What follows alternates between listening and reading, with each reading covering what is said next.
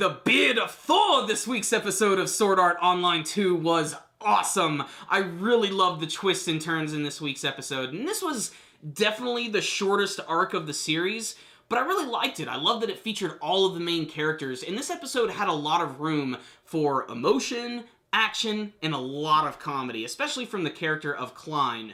Dude cannot catch a break. So let's talk about that opening battle against the Frost Giant King, King Thrime. So at first, they're just throwing everything at him, arrows, swords, cuts, slashes, and it's not working. Until suddenly they realize that there is going to be a secret weapon which can help them out, and it's sitting in this massive pile of gold.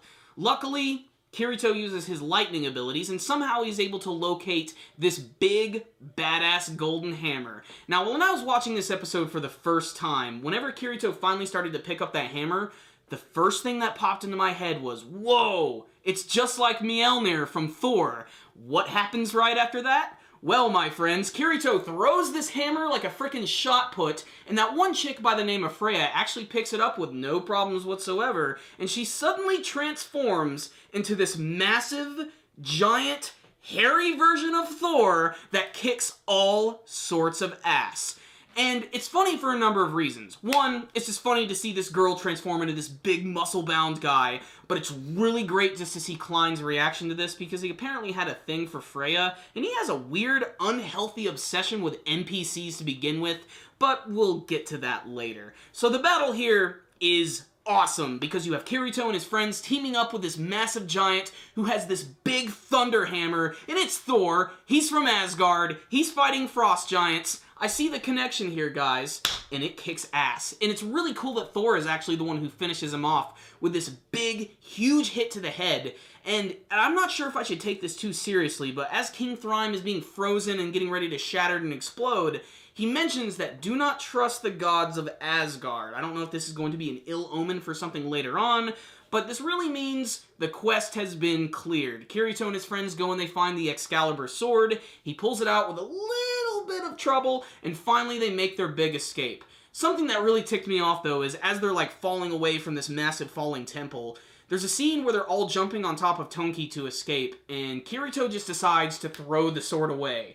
Couldn't he have just thrown it on top of Tonki or to his friends or something? I know it's a sword and it's sharp and everything, but this is a freaking video game, guys. Let's take some chances. And it's actually up to Sinone, and she uses her arrows and fires this like line towards it and is able to pull the sword back. And it's funny because she gives the sword to Kirito, but she mentions that every single time he uses that sword, that she should remember her and think of her in his heart. This was bold, because Asuna is standing right over there, and all of the other girls even gave her a nasty look. It's definitely one of the funnier moments of the episode. And then all of the land transforms back to normal, the tree comes down, it looks all beautiful, and it's really well animated, completely changing the world of ALO. The end of the episode ends with everybody celebrating at Agil's bar, having a lot of really good-looking food, and I'm really impressed with the fact that Kirito is still slowly but surely trying to bring Yui into the real world in a number of different ways. He's actually set up this like camera system and this microphone to make it seem as if she's in like a virtual version of this bar, so that they can literally see her and be with her all the time, even when they're not in the game. It's very interesting, and I can't wait to see how that's going to evolve as the series goes on. It's only a matter of time before, through the magic of science fiction, that Kirito is actually able to bring Yui into the real world as a physical, real person.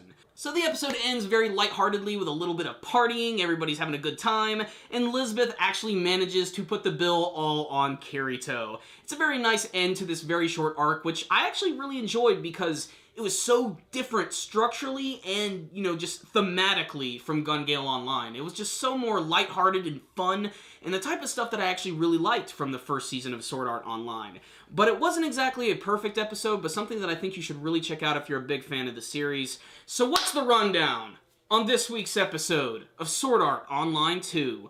It was awesome. I loved all of the stuff at the beginning in particular, especially with the Thor. I didn't see that twist coming at all, and it just put a huge smile on my face. It was just, I love when there's stuff that I just do not expect. And I didn't expect that they were going to find this big golden hammer and the cute anime girl was going to transform into a big muscle-bound lumberjack dude, like, it's so awesome, guys. It was so great. The battle itself was sort of obviously it just looks so much better in the intro with the ice exploding from the ground and all the characters running around it and everything. But it still had some really great production value, and just the fact that all of the characters got to do something. And the humor this week, I think, is what really sold it for me, because they're still in the game, there's not really a risk, and because of that, they still are allowed to be kind of funny in some of these situations. And just Klein's reaction to Freya becoming Thor, the fact that Thor actually gave him the Thunder Hammer Mjolnir, and he was so disappointed because it's such a badass weapon, but he doesn't have any skills with hammer weapons whatsoever. And at the very end of the quest, when they're actually riding on top of Tonki, when the Fairy Queen appears with her sisters, they basically thank her, give them some XP and all that stuff, and as they're leaving, Klein is actually trying to get the contact information of that one by the name of Skuld, or Skuld, I'm not really sure how to pronounce her name, but it's weird because she's an NPC, and clearly Klein is desperate. But that's pretty much it. This was just a really nice, well-done episode that wrapped up everything perfectly in the Caliber arc. And I did think it was kind of interesting when Shinon was talking at the very end of the episode, talking about the actual spelling of Excalibur, how it's either B-U-R or B-E-R, and she was able to relate that to guns and actually to the worth of a person. She was basically just saying that she's been in the library for a lot and she's been reading about this stuff for a long time. And that is interesting. They do spell it differently, and I'm sure that was intentional. And, obviously, the legendary blade itself, Excalibur, has gone by a number of different names. But still, I appreciated that, just to give us a little more, development and just some cool words from Sinon herself, which I wanted to see her do a lot more. And, she was funny this week, especially when she was saying all that crazy shit in front of Kirito's girlfriend. So, good episode, great animation, lots of twists and turns, very lighthearted. This was a full package episode of Sword Art Online 2 that you should definitely check out if you're a fan of the series. So I'm giving this week's episode a 5 out of 5. I have no problems with it. You guys know my rule. When I don't have a problem with an episode, I give it a perfect score. Before I go today, guys, I just want to personally thank all of you for watching, liking, and commenting on our videos. We just reached 15,000 subscribers, which is an incredible milestone for us. The last year has been one of the biggest years for us ever. We've seen so much growth in terms of our subscribers, and we're getting so many comments now that it's just so hard to keep up with it.